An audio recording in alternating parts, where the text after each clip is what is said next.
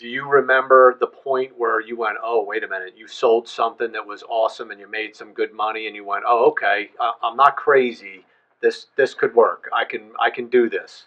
Yeah. Do you remember that? I was traveling to Europe at that point, realizing that the good quality memorabilia Yeah. was to be had where they made the great cars, the custom cars. And I was in France at one point,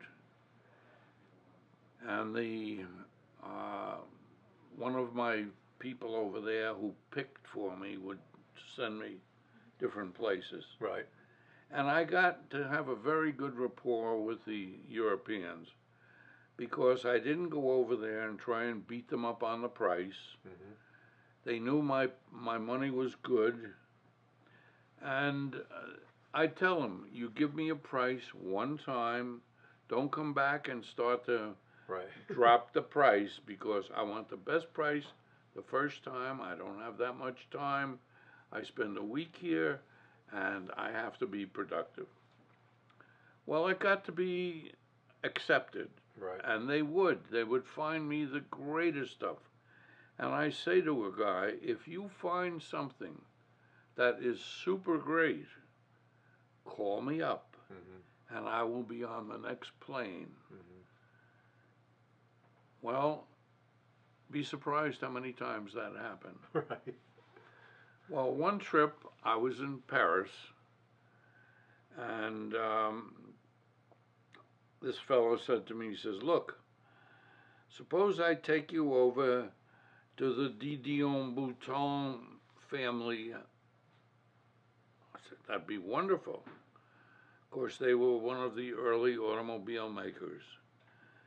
And they had on their wall a tapestry that was probably 5 feet high and maybe 7, 8 feet long. And it was a tapestry of a Didion Bouton with a nice little scene. And the picker that went with me, he said, I'm going to have you meet with their house person. And I meet with him and I said, I would like to buy that tapestry. Oh, no, monsieur. This is a family Heirloom. heirloom, Yeah. yes. He says it will not be sold, I'm sure. And with that, one of the family came in and he explained who I was. And I said to him, yeah, and I was just asking about the tapestry because that would be a wonderful thing to put in a collection for people in America to see. I believe it was an Aubusson tapestry. But in any event, this person from the family says, we will let you have it. And that's how I got the Aubusson tapestry. Wow. There were many things that I was able to get that either weren't asked for by the Europeans or they wouldn't sell them to them. Hmm. So And I would, were you bringing them home to Hershey, or were you just well, I would bring selling them yourself? home and I would just sort of sell them to guys that I knew. Right. For instance, there's a gentleman in Detroit, Marvin Tamaroff, who owned the biggest Buick dealership in the country, a real gentleman, and Marvin allowed me to help him build his mascot collection. Okay. And the hood ornaments, as we call them, Yep. and mascots, as they call them, Right. they were amazing how many that were actually made. Now, this piece right here is known as the Spirit of Ecstasy, Hmm. and it was made for and used on Rolls-Royce automobiles. Well, Marvin had, in my opinion, probably the most prolific collection of mascots. He had one whole wall in one of his garages filled with these. They were not just common Chevy or Ford. The good pieces. They were exotic pieces. Mm-hmm. He allowed me to help him build his Lalique, the glass mascot collection. Mm-hmm. And a full glass Lalique collection today is worth over $1 million. Mm-hmm. And two of the rarest pieces are the fox and the owl. Mm-hmm. Which you've owned many of. I've had 6 foxes, and I think I've had 8 owls. Both of which now Well over $100,000 $100,000 each. Yeah. But not only Marvin Tamaroff, I appraised his collection for the government, and another gentleman in Detroit that had a wonderful collection of cars, and he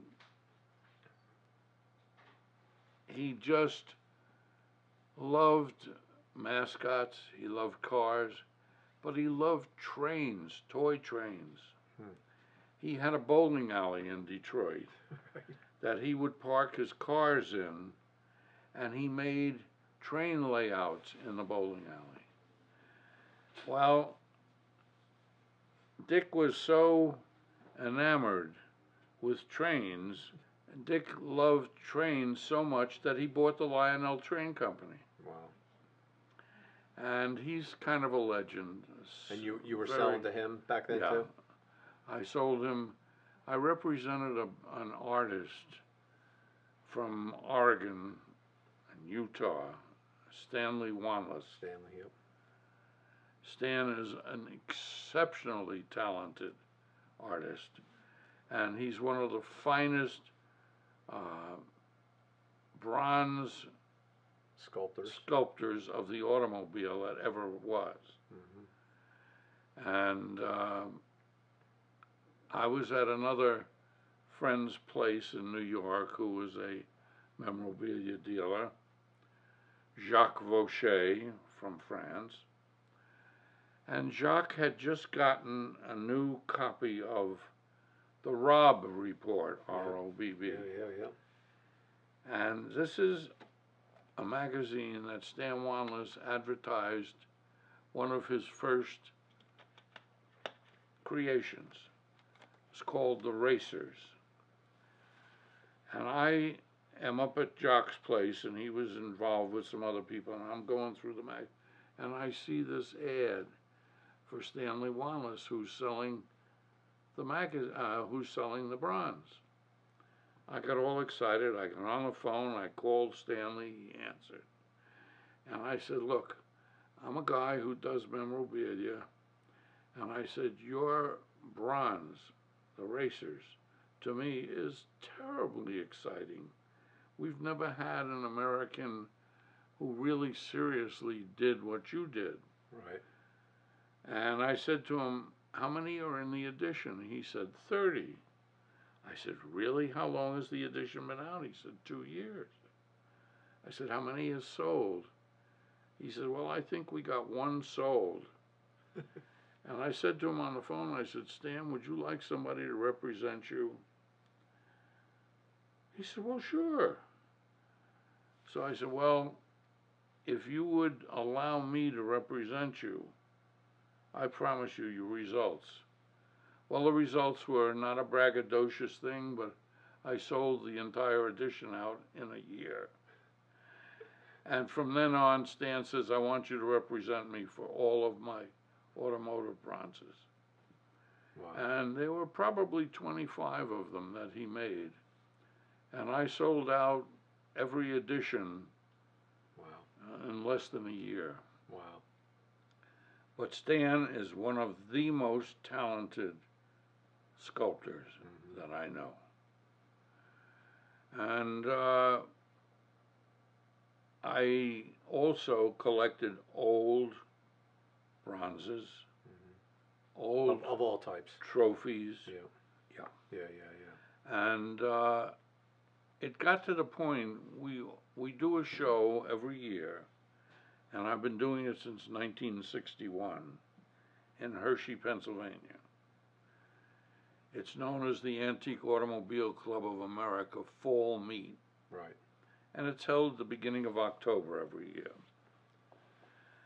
And I would go there and I would rent a tent 40 feet by 60 feet. Hmm. That's pretty darn big. Even back then, Yeah. even in the '60s, you had the big tent. Yes. And I'd have, like 25 8-foot tables set up, and I would fill that tent with stuff. And the Europeans and the Americans, most of them would come and make it their first stop. Hmm.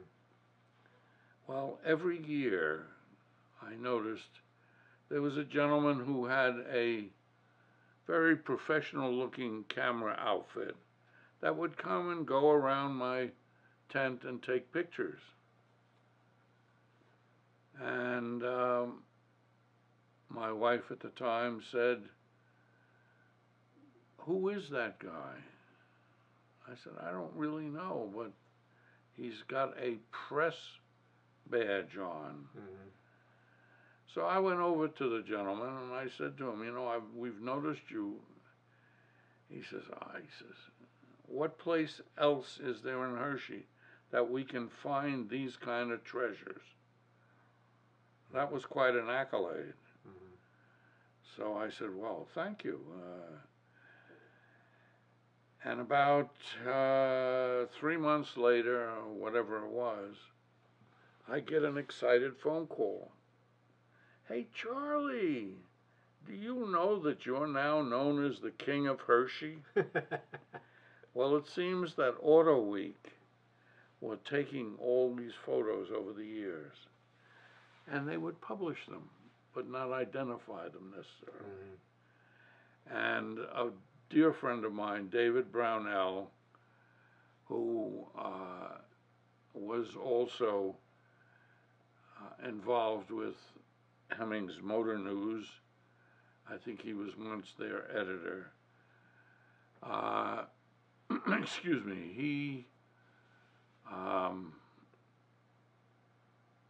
He wrote an article on me, and Auto Week called me the King of Hershey. And that was a little embarrassing, but the guy came around with his camera again. He says, "Look," he said, "why don't you capitalize on this?"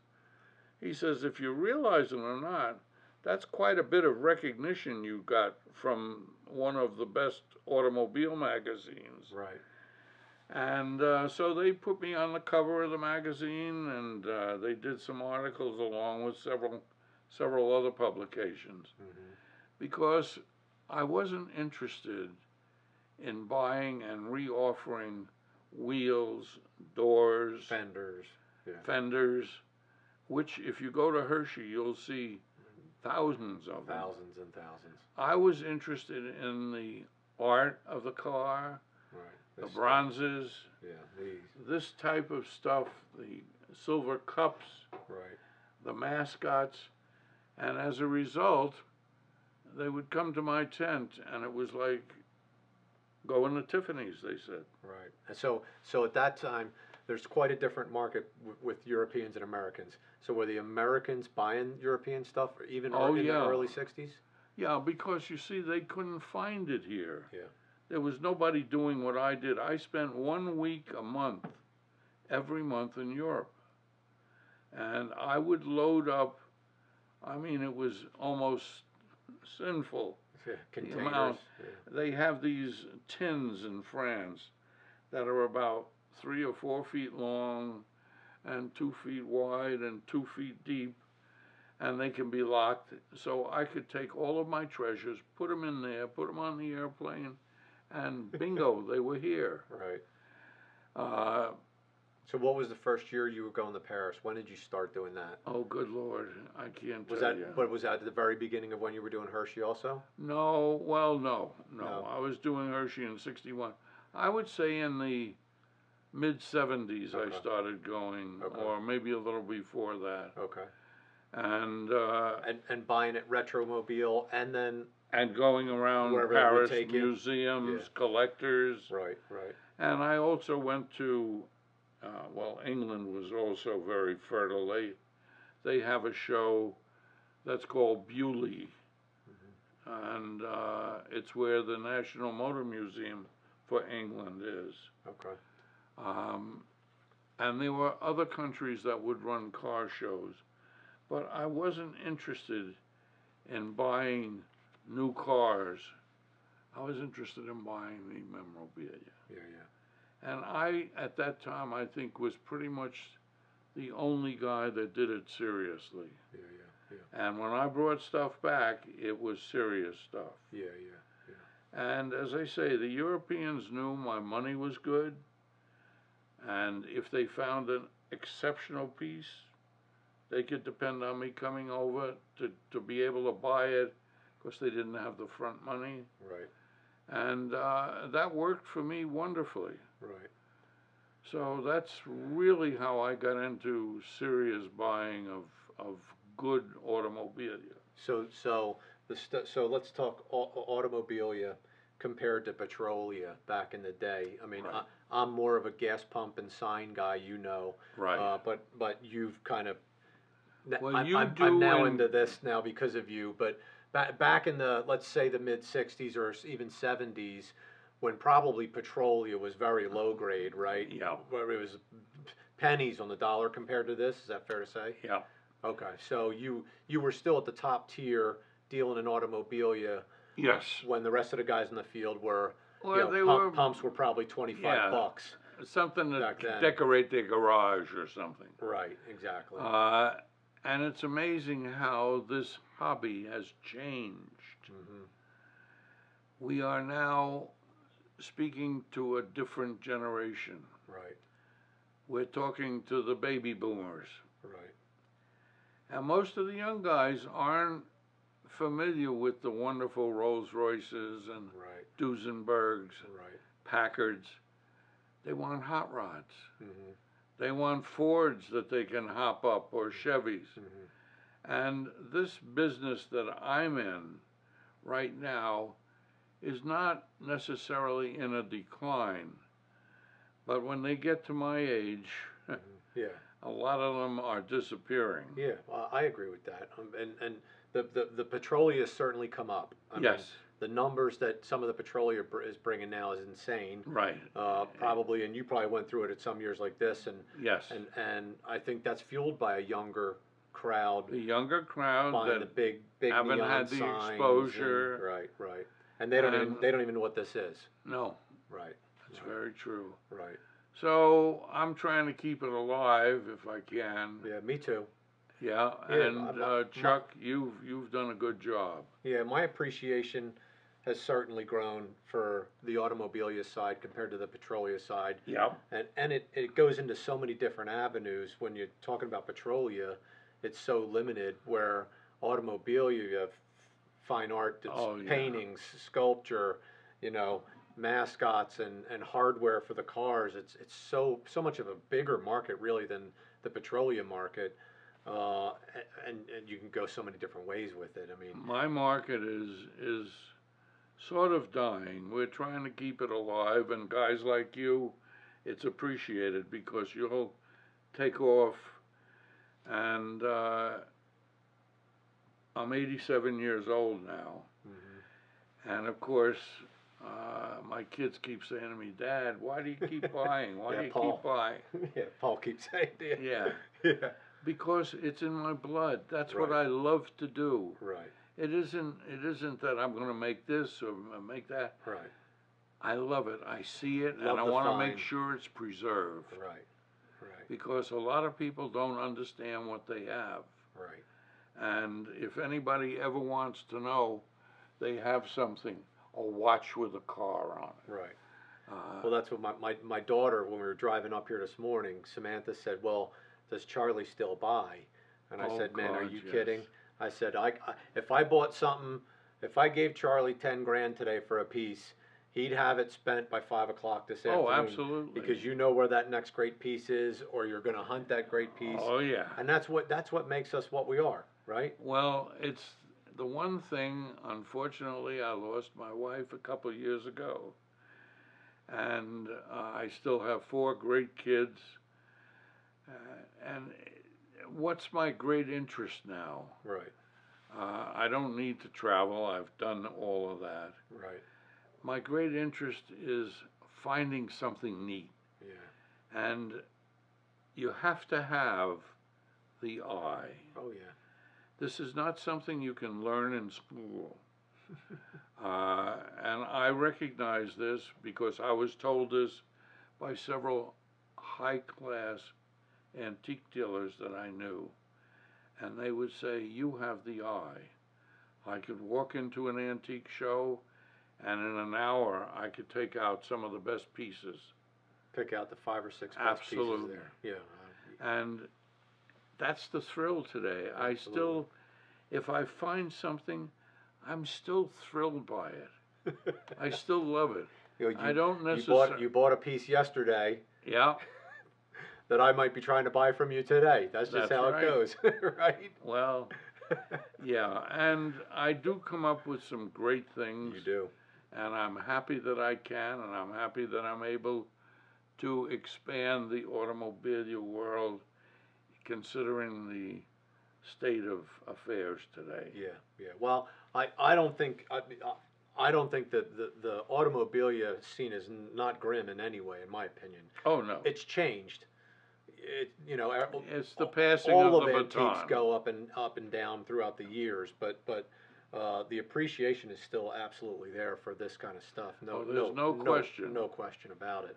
And So- it's just going to take some people, myself, you, to kind of nurture that and show the young guys, hey, maybe you can have a Chevy with a big block, Right.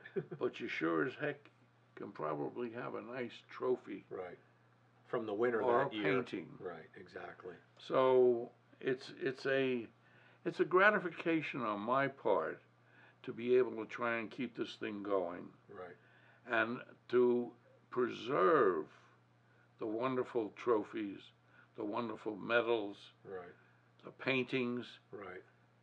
You know, if we can preserve these things, then they can be passed to the younger generation, Exactly. and it can grow in there. Exactly. And there's a lot, talking about having the eye and spending your time, and for you, your lifetime doing this. Yeah. You've really helped a lot of people that they don't have the time to do it. They're running a business or a corporation, or they're, you know what I mean? They're a car dealer, and they don't have the time to hunt out I've this stuff. sold to some of the biggest and most important people. Otis Chandler, Los Angeles Times, a fellow Dick Cohn, Tamaroff, and so many others that were clients of mine Yeah. that had the money, fortunately, to appreciate Right. and buy, and they've opened up museums. Yeah. And it's really quite amazing. It's been a heck of a ride for me, Absolutely. and I still love it. I'll still go out tomorrow if somebody calls me and says, hey, I know. I know you will. I've done it I with know you. where this is. I've done it with you. So best piece. Do you consider, is the Vanderbilt trophy the best piece you ever owned in automobile, you think? I'd have to think about that. Yeah. It's up there.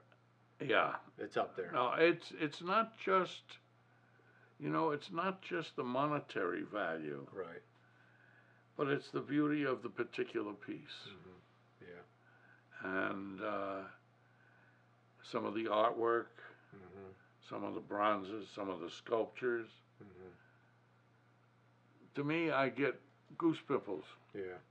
What was your, we talked a little bit about aviation.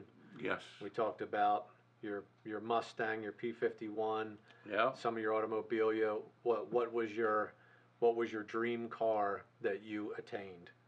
What was the best Well, car that you pulled off? Well, it wasn't necessarily the best car, but certainly one that appealed to all generations. It was a Mercedes 300 SL, Yeah. the Gullwing. Oh boy. I had one of those, and I traded it to Tiny Gould from Trucksville, PA, who was one of the beginning people Right. in the antique car business. Yeah. I traded it to him for Al Capone's V16 limousine that was owned by a banker down south named Mills Lane. Right. And Mills Lane had several personality cars. I bought Field Marshal Rommel's Porsche. I've had the Duke of Windsor's Cadillac limousine, which incidentally, when I lifted the rear seat, I found about $2 in English and American money. Nice. And So what year was the Gullwing? I'm sorry. Gullwing was a 56. 56. And what year did you trade? What about when was that when you did the trade on the Gullwing? 80s? Probably, no. I didn't own it that long, unfortunately. When, well, I don't remember. I remember this. I had been down the shore. A friend of ours had a home in Stone Harbor. And at the time, there was an antique show, a major show, going on near Philadelphia. So I said to my friend, I said, come on, let's go to the antique show. Maybe we see something we like there. And on the way home from the antique show, we passed Villanova College. Right. And there was a big sign, auction today.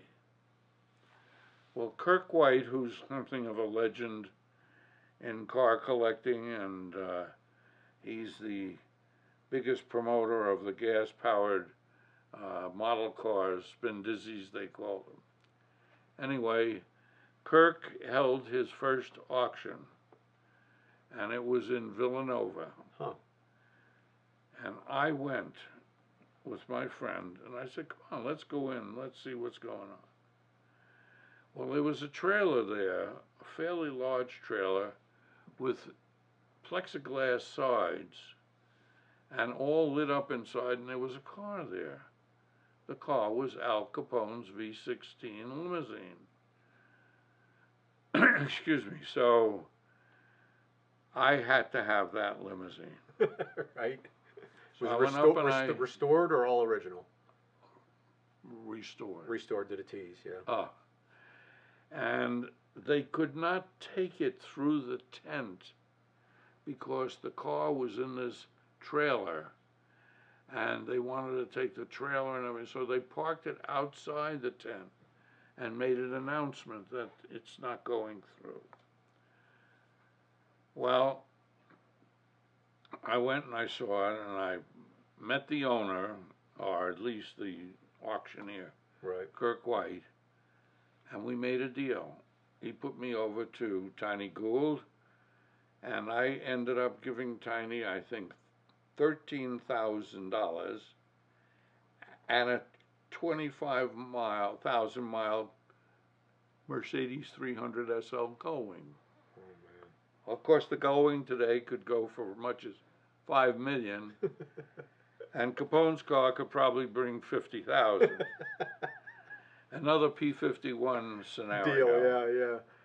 But I came home and I told my wife, I said, I bought Al Capone's limousine. Oh my gosh. Oh, she said, cut it out. So I took the limousine in the trailer and went to the Danbury Fair. And I was charging $1 a head to walk through and look at the limousine. That's great. And at the end of that, I decided this is not for me. Yeah. And you sold it. So I sold the limousine at Kirk White's second auction in Boca Raton, Florida. Wow. That's amazing. Yeah. Yeah. So Gullwing, that car. Did you did you ever own a real early Rolls?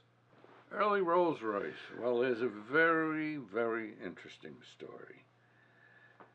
I always liked Rolls Royce because as a kid that didn't have any money, you know, a Rolls Royce was like the Titanic. Right. Was it? Big, beautiful. Well, excuse me, I got to know um, a fellow from England, my friend Maurice de Montfalcon. And Maurice was quite an expert on Rolls Royce. I would say it'd be hard to find anybody that knows more than he did, and he does. And we became friends, and he would bring a car over that he would buy, a fabulous Rolls Royce, and he would drive to my house and he'd show it to me. Well, Maurice and I became quite good friends, and he called me up one day and he said, Chuck, I can't believe it's happening to me. He says, I'm going to lose one of the best deals I ever had in my life. Now, Maurice was a partner in a exotic used car business in London. And which was named Coys of Kensington. And I said to him, Maurice, what are you talking about? He said, well, he said, you know, I worked for this guy up in Nyack who used to maintain Rockefeller's car collection. He said there's probably 20 cars in the collection. And he went on to tell me what they were fabulous cars. And he says the guy that told me he was going to fund it backed out. It so happened, I think he was the man that owned Tavern on the Green and a couple other places. And I said, well, what do you need, Maurice? Oh, he says, so much. I said, well, what do you need? He says, $800,000. Now, I knew a friend. For the whole collection? For the whole collection. Wow. And this goes back to a time when I can tell you very honestly, that collection today would be worth over $50 million. Yeah. But anyway, he tells me that this guy backed out on a deal, and I said, well, I might be able to help you. And I had this friend of mine who was an insurance man and a car lover, who had a father-in-law that was one of the big, very successful contractors in New Jersey. And I said to the man, Martin, would you talk to your father-in-law or somebody? This friend of mine needs some money to front a collection. And I told him about it. He says, yeah, well, let me see what I can do. He called Papa Joe. And Papa Joe says, he says to him, Pop, he says, this collection is worth well over $1 million.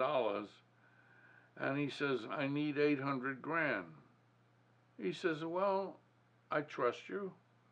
Gave him a check for $800,000. Martin calls me, he says, hey, I got the money. I said, great. He brings the check to me. We give it to the people for the Rockefeller collection, and these cars get moved. Now, it was a very tenuous situation because, number one, they insisted that it go in a absolutely alarmed,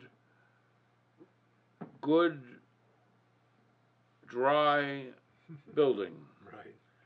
We had to cover all the cars with insurance.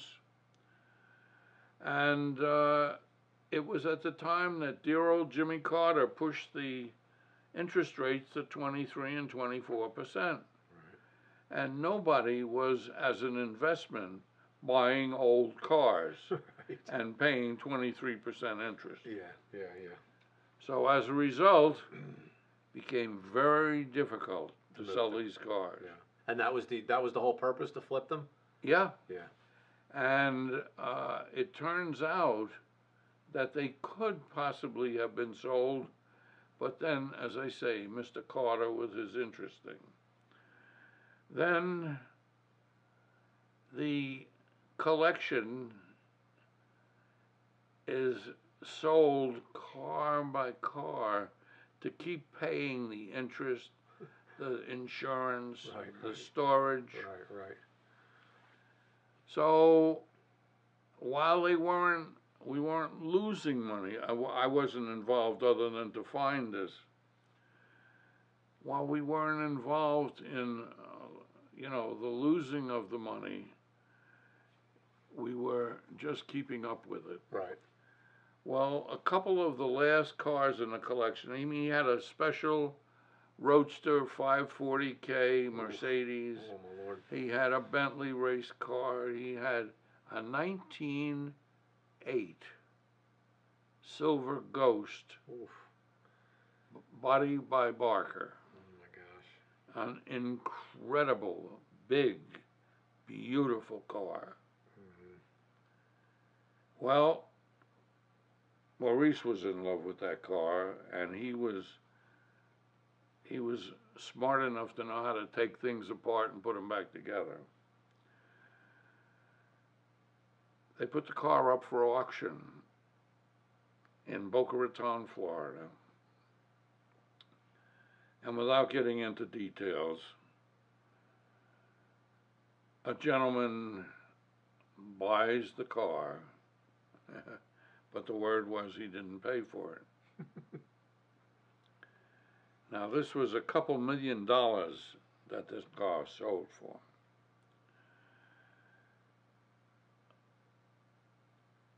Rick Carroll, who was a lover and collector of cars down in Jensen Beach, Florida, I think ended up getting it from the auction company.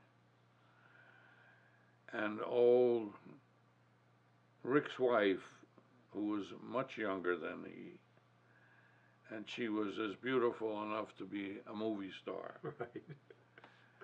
She asked Rick, you got a backyard, and the backyard was like a football field, and there were beautiful garages down the end, air conditioner. You have enough stuff in the garage. Please don't buy the car. Right. Well, when the car comes up for sale in Boca Raton, he, with this other gentleman, bought the car. And I happened to be there, and I walked over to his wife and said, that was a hell of a mistake you almost made, wasn't it? Because it brought $3 million. Wow. So she was very grateful, and she was gracious and everything else. And Did you end up with any of those cars from that collection? no, unfortunately, I did not. No. But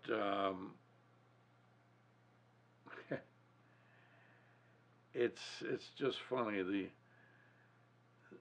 the connection with aviation that I love. I had at the time I had been in Paris, and I had to get back for the auction. So I took a flight and I went into I think Jacksonville, Florida, to go up to Boca. And this is sort of off the beaten path, but being a pilot and passionately in love with the Concorde. One of my favorite. It's the most beautiful thing that was ever made to fly, in my opinion. And I used to have to go, when I was flying, I flew TWA most of the time, into London, to Heathrow. And Concorde had their gate right next to TWA. Right. So I go past there, and here's this thing sitting there. I must have In taken. Jacksonville? Huh? In Jacksonville? No, no. Oh, This was in London oh, okay. at Heathrow. Oh, yeah, yeah, yeah. Okay, okay. And I would take pictures of this thing, and I got to know one of the one of the stewards on the airplane, and I got to know him because he was a Model A collector, Oh, wow. and he was telling me how he used to bring back Model A parts on the Concorde. Awesome. So anyway, I've had this terrific love affair with the Concorde. And when they announced they were taking it out of service, I was practically devastated. So, excuse me, I decided to buy a ticket, which wasn't cheap. And it was on the trip from New York to Paris, Mm-hmm. Air France. Well, I had seen the Concorde take off so many times and land. I was sitting in the back of the Concorde because I wasn't any celebrity. Right, Celebrities were up front and we were in the back. right. And the steward, who was a very nice guy, said to me, he says, "Your first time?" I said, "Yeah." He said, "What do you think of it?" I said, "Don't ask me that, because I can't find words to tell you what I think." Right. He says, "Oh," he says, "you really like it?" And I said, "Yeah, I'm a pilot." How do you He beat says, that "You're a for you? pilot. What kind of airplanes did you fly?" I said, "Well, I have an Aero Commander, 8-passenger. I had a P-51. He said, "P-51?" I said, "Yeah, Mustang, yeah." So he thanked me and he says, "I have to go up front." 10 minutes later, he comes back and he said, "The captain would like to know if you'd like to come to the cockpit." Yes. I said, "Come on, you're kidding me." He said, "No." He said, "The captain loves the Mustang fighter, Right. and he's never had the chance to fly one. Wow. He wants to talk to you." Now here we are, 60,000 feet, Yeah. Mach 2, Wow. and I walk into the cockpit, and here is this absolutely amazing piece of machinery with switches on the ceiling, on the floor, the wall. Everywhere. Yeah. And he was a gracious young Frenchman, and he shook my hand. He said, "Please, have a seat." Where does he want me to sit? In the pilot's seat. Nice. I didn't say, "Are you kidding?" I sat. Oh, yeah.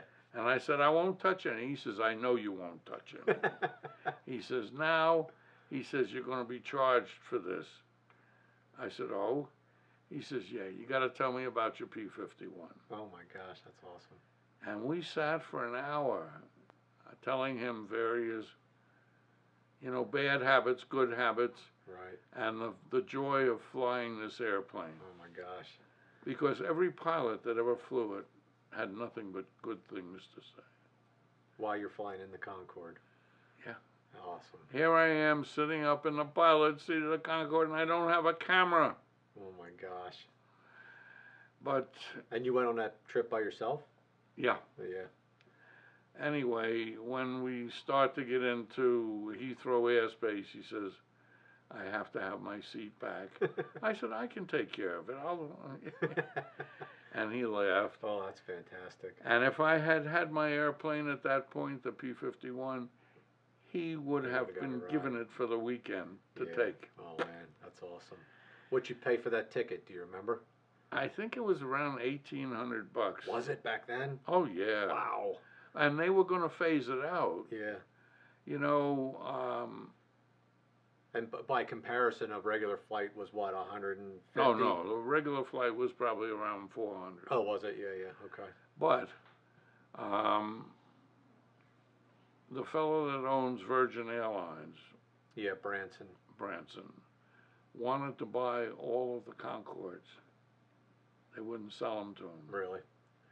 Now, there's one in the East River on a barge. There's one at the smaller airport in Paris, Le Bourget. And the first time I had seen the Concorde was at Le Bourget. I had gone over there with this friend of mine who was the steward to pick up some of his Model A parts or deliver them, I don't remember. In any event, they had the mock-up or the actual experimental Concorde there. And I went through it, and what an amazing airplane. You could see the wiring running through it. Wow. So that was one of my thrills. That's great. Great story.